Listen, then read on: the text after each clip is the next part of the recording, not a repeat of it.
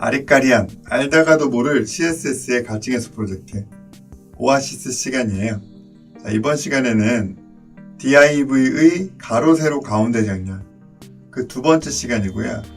자, 얼마 전에 업로드한 첫 번째 시간은 div의 너비 높이를 반드시 지정해 줘야지만 가로 세로 가운데 정렬이 가능했던 방법이었고요.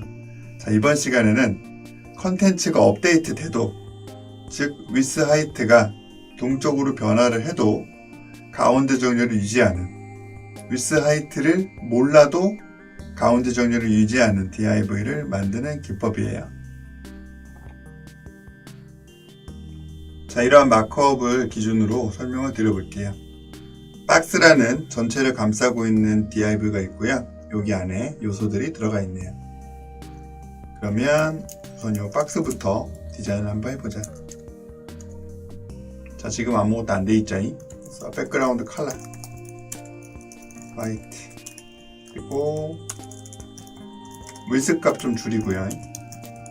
마진 상하단 0, 좌우 오토 이렇게 해주면 가로 기준에서 가운데 정렬 된다.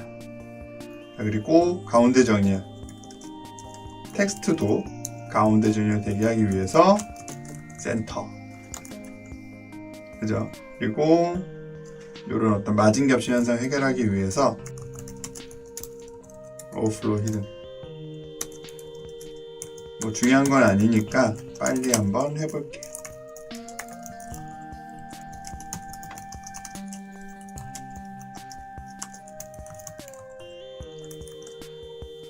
뭐 이런 식으로 만들었어요.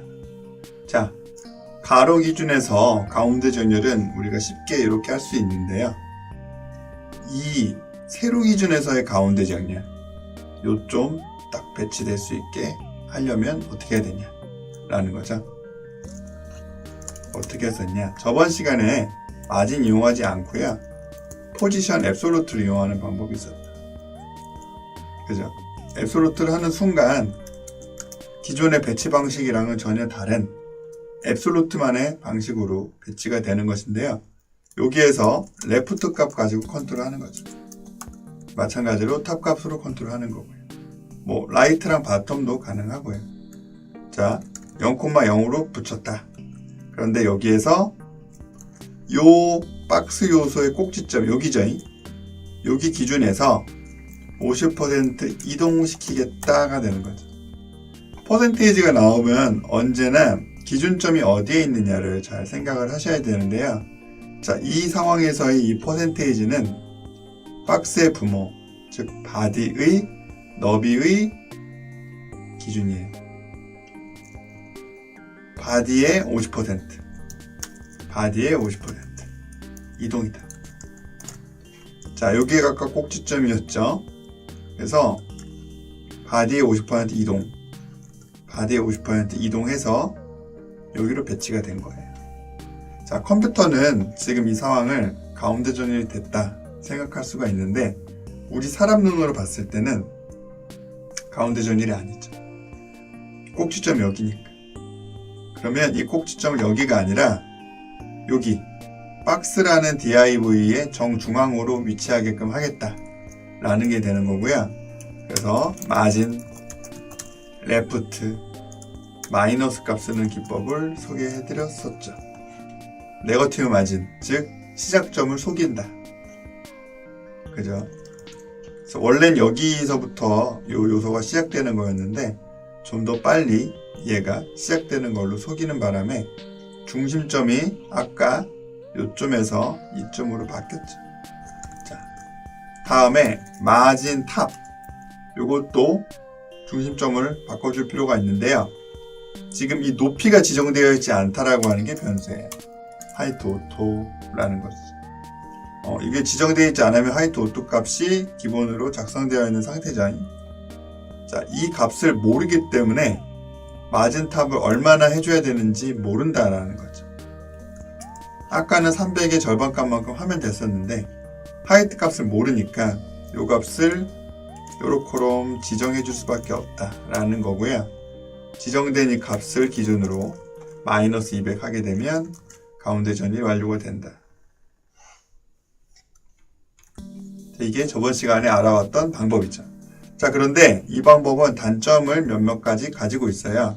우선 with height 값이 변경이 되면 이 마진 값도 변경을 해줘야 된다라고 하는 단점.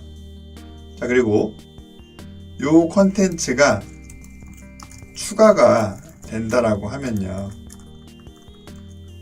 그죠? 이런 식으로 글자가 잘리는 문제가 발생할 수도 있다는 거죠. 하이트 값을 우리가 고정을 줬기 때문에 400, 이 400 값보다 더 양이 많은 자식들은요 다 잘리게 되는 것이죠. 오버플로 히든 돼 있으니까 뭐 이게 없다면은 넘쳐 흐르게 될 거고요. 이런 식으로 맞죠? 자, 그러면 이렇게 넘쳐 흐르게 되지 않고 추가된 컨텐츠만큼 자동으로 요 박스의 높이가 결정이 되게끔 하는 게 맞다라는 거죠. 그래서 하이트 400 말고 오토를 준다 이거예요. 그죠? 그러면 양만큼 알아서 요 전체 높이가 변경이 된다. 근데 이렇게 되면 역시나 마진 다 얼마나 줘야 되는지도 모르죠. 그래서 요 방법을 쓰지 않고 다른 방식을 통해 가운데 정렬을, 즉 이 기준점 바꾸는 작업을 하겠다. 트랜스폼 속성이 있어요.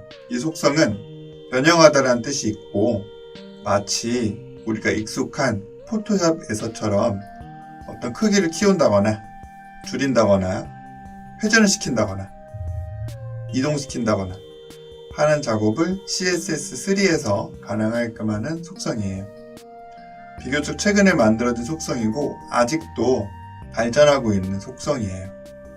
자, 이 속성 중에 트랜스레이트라는 속성을 이용할 거예요. 이 트랜스레이트는 또 옮기다 이런 뜻이 있죠. 어떻게 옮기냐? X축과 Y축으로 옮기는 건데요. 얼마나 옮길까?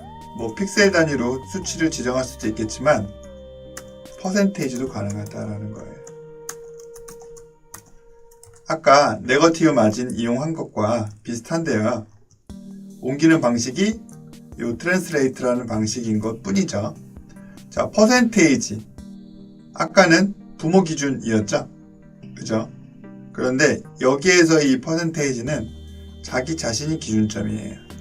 이 트랜스폼에 해당하는 모든 이 퍼센테이지 기준점은 자기 자신의 너비, 높이 기준점이에요. 즉 300의 절반값만큼 트랜스레이트 옮겨진 거고요.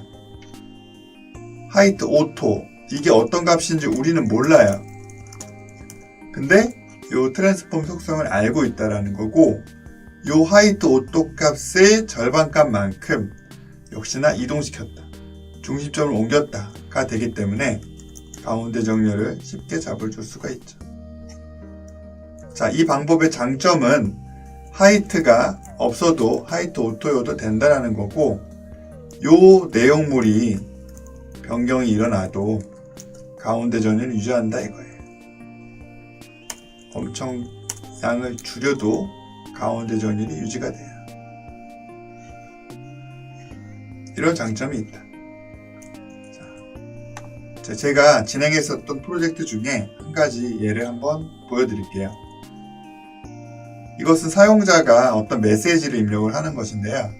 메시지는 사용자가 입력하는 것이기 때문에 한 줄일 수도 있고 두 줄일 수도 있고 세 줄일 수도 있어요. 자, 이런 어떤 즉흥적인 변화에 가운데 정렬을 유지를 해야 되기 때문에 이 트랜스폼, 트랜스레이트 속성이 필요하다는 거죠. 모두 다 세로 가운데 정렬이 되어 있는 것이에요. 자, 그러면 캐나이 뷰에서 트랜스폼을 찾아봐야 되겠죠.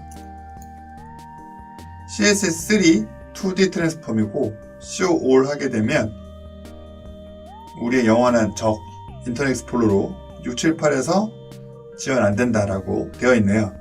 9버전은 프리픽스, MS라는 프리픽스를 붙여줘야지만 쓸 수 있다. 자, 이 정도면은 호환성 문제가 그렇게 나쁜 편은 아니지 않나. 자, 근데 아직까지 호환성을 중요하게 생각해야 되는 사이트를 작업할 때에는 주의해서 쓰셔야지 되겠죠. 참 어렵죠. 가운데 정렬 하나만 가지고도 이렇게 어떤 장단점 따져가면서 복잡하게 우리가 지금 해야 되는 상황이고요.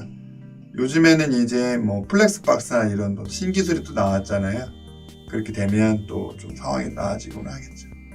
자, 이 방법이 안 된다면 뭐 또 다른 방법 몇몇 가지가 더 있어야 그 방법은 다음 시간에 또 진행을 한번 해보도록 하겠습니다. 감사합니다.